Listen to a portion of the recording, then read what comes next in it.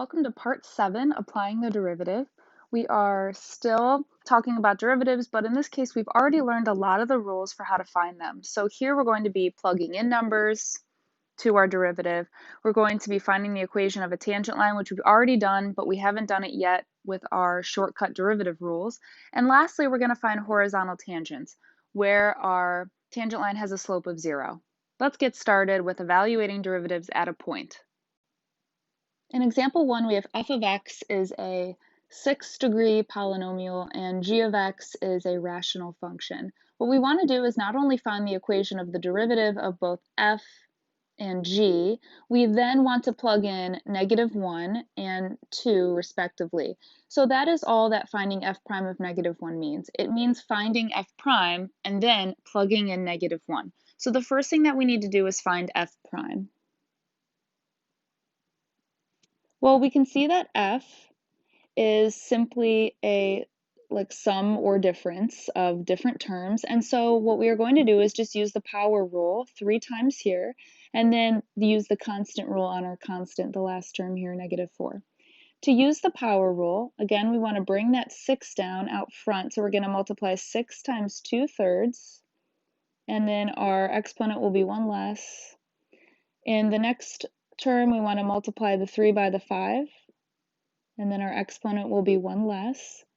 This is really 2x to the first, so we'll bring the 1 out front, multiply it by the 2, so it's really 2x to the 0, which is just 2. And then the constant has a derivative of 0, so that disappears. In the next line, I'm going to multiply 6 times 2/3, so we can cancel the 6 and the 3 by dividing them both by 3, so that's a 2 and that's a 1. So we're left with 4 over 1, which is just 4. So we have 4x to the 5th. Then we have the minus 15x squared and the plus 2. So that is our derivative, f prime. Now, in order to find f prime of -1, we just want to plug in -1. Just like evaluating any other function, this one just happens to be a derivative. So we're going to plug -1 in everywhere that there's an x. Then we will evaluate by using the order of operations and get a numerical answer at the end. When we raise -1 to the 5th power, it's -1, so it's 4 times -1, which is -4. Here, when we square -1, we'll get +1. Therefore, this is -15. And then at the end, we have a plus 2. -4 minus 15 is -19, plus 2 is -17. That means that f prime of -1 is -17, which means that the instantaneous rate of change, or the instantaneous slope, of f of x at x equals -1 is -17. This function is rapidly decreasing when x is -1 because the slope is so negative. It's a very steep, negative number. Therefore, f of x is decreasing at that point. In part B, we want to do the same thing, but now for our function g of x. And we can see that g of x is a quotient. Yes, you can write it differently, but I am going to use the quotient rule to find g prime of x. Remember, our quotient rule is low d high minus high d low over low squared. Low d high is the first thing, so we're going to do low, which is the denominator, times d high, the derivative of the high, derivative of the numerator, which is 0, minus high, which is 8, times d low. D low is the derivative of the denominator, which would be 0 plus 2x, or just 2x, all over low squared, which I'm just going to write as 4 plus x squared, and that whole thing is squared. No need to really multiply it out. Let's simplify in the next line. This first term entirely goes away because it's multiplied by 0, and so we're left with -16x in our numerator, and in our denominator we're left with 4 plus x squared quantity squared. Again, do not worry about multiplying this all out. It's really unnecessary, especially because all we're doing is plugging in 2 at this point. So now we found the equation of our derivative using the quotient rule, and now what we want to do is evaluate that derivative at 2. Meaning, let's plug in 2 everywhere we see an x, our numerator and our denominator. Our numerator will be -32, And our denominator is 4 plus 2 squared, and then that squared. So it's 4 plus 4, 8, and then 8 is squared, 64. This simplifies to negative 1/2. So that means that g prime of 2 is negative 1/2. That means that our function g is decreasing, but not decreasing that sharply. It's decreasing at a slower rate when x is 2, since the derivative is a negative number, but it is not as large of a magnitude as 17 over here. In example 2, we're essentially going to be doing the same thing as we did in example 1, but in this case, our directions are different. We want to find the equation for a tangent line, or a line tangent to our function at x equals negative 1. Now, taking a step back, the two things we need in order to find a line, equation of a line, is a point and a slope. And then we can use point-slope form. We need those two things to write the equation of any line in any math class. So the first thing I'm going to do is find the point. A point has an x-coordinate and a y-coordinate. Our x-coordinate is negative 1.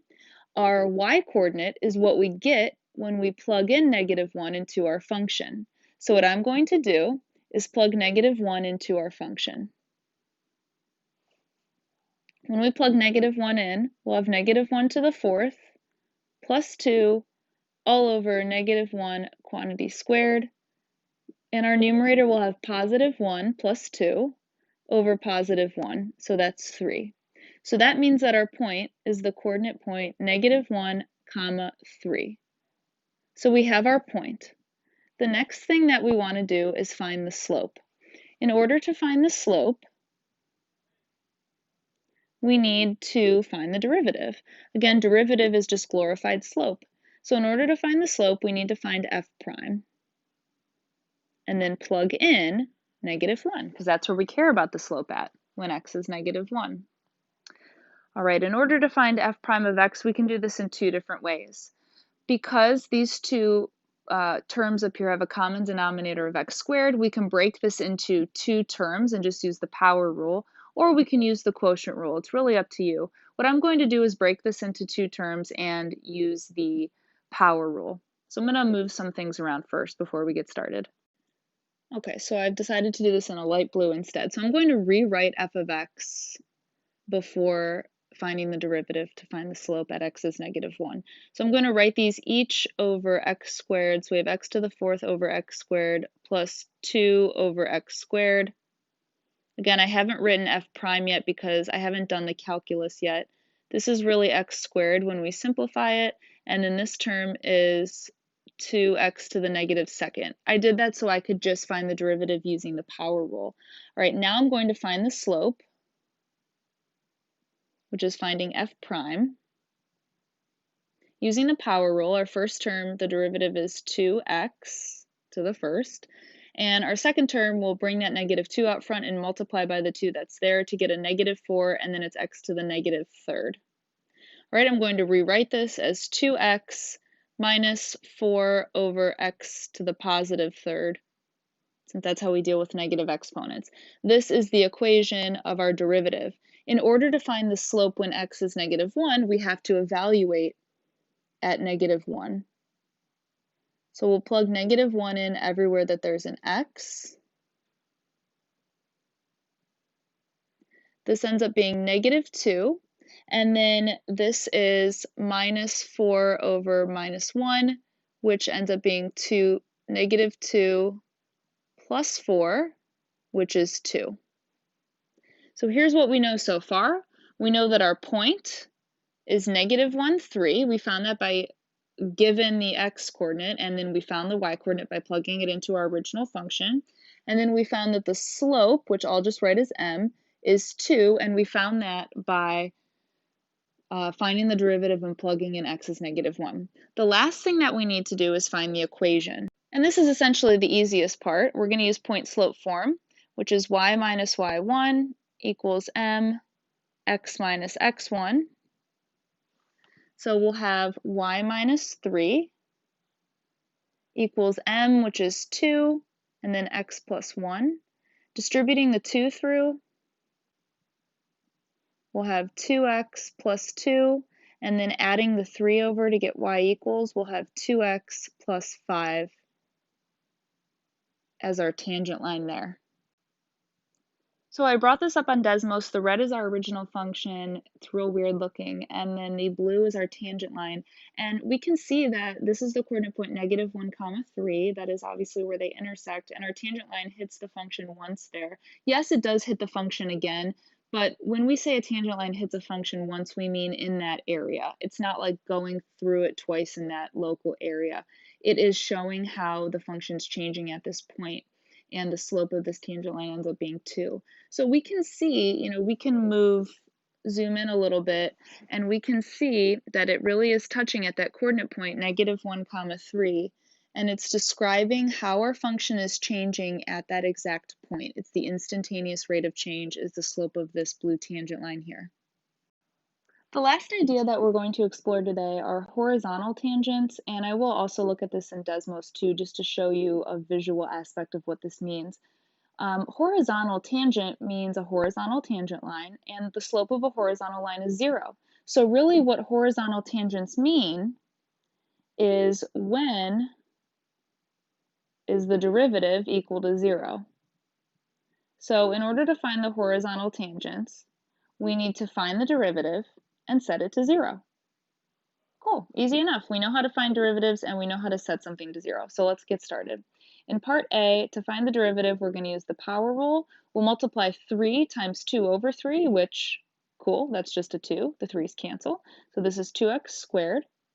Then using the power rule again, we'll bring the 2 out front and multiply it by the 3 to get 6x. Then here, the derivative of 36x is minus 36, rather. And then the plus 12 goes away. Its derivative is 0.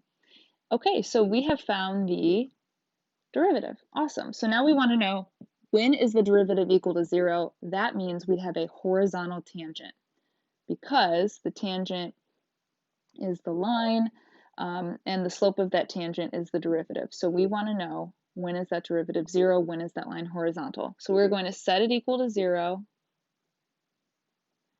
And then we see that we have a quadratic here.